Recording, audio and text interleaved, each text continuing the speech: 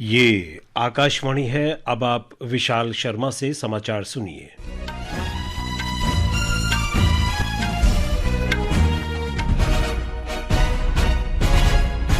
प्रधानमंत्री नरेंद्र मोदी ने कहा है कि पहलगाम आतंकी हमला भारत की नारी शक्ति को चुनौती था और ये इस हमले की साजिश करने वालों के लिए मौत का संदेश साबित हुआ है।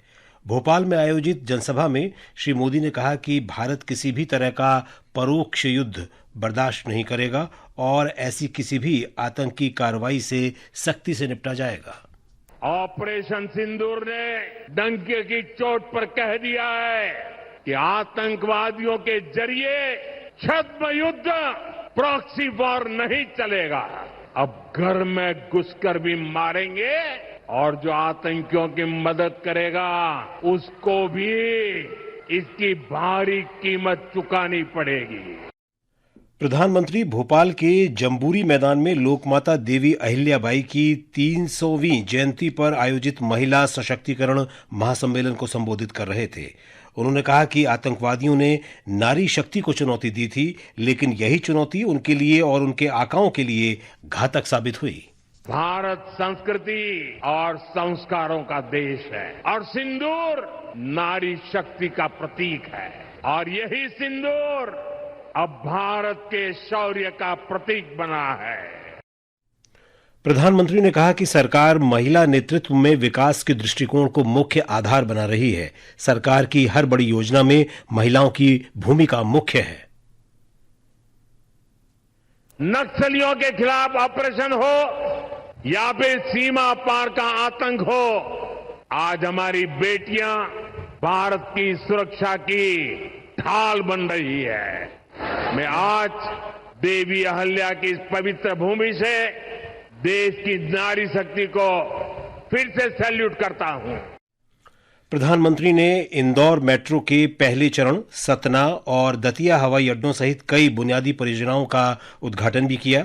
श्री मोदी ने 1271 अटल ग्राम सेवा सदनों के निर्माण की पहली किस्त भी जारी की।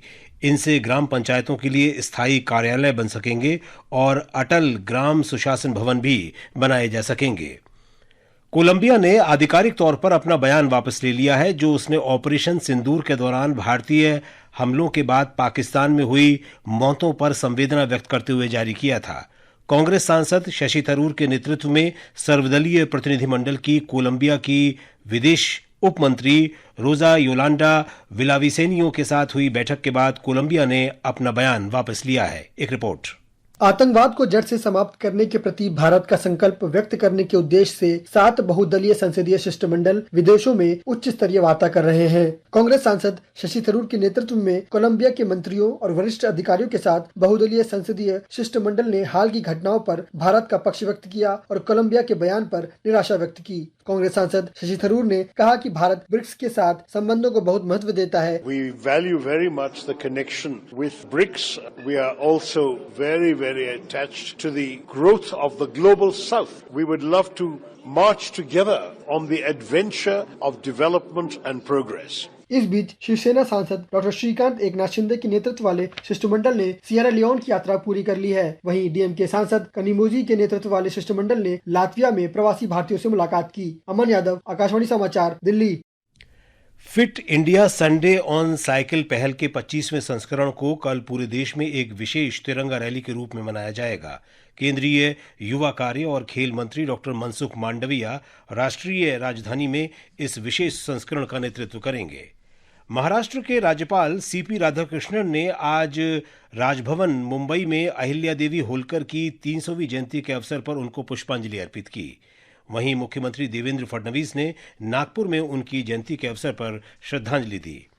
मलयालम सिनेमा के जाने माने अभिनेता मोहनलाल आज आकाशवाणी के त्रिवेंद्रम केंद्र में विशेष कार्यक्रम रिकॉर्ड कराने पहुंचे।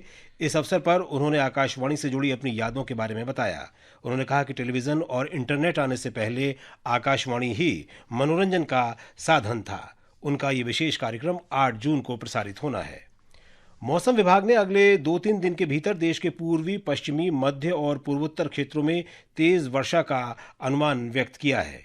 इसके साथ ही ये समाचार बुलेटिन समाप्त हुआ।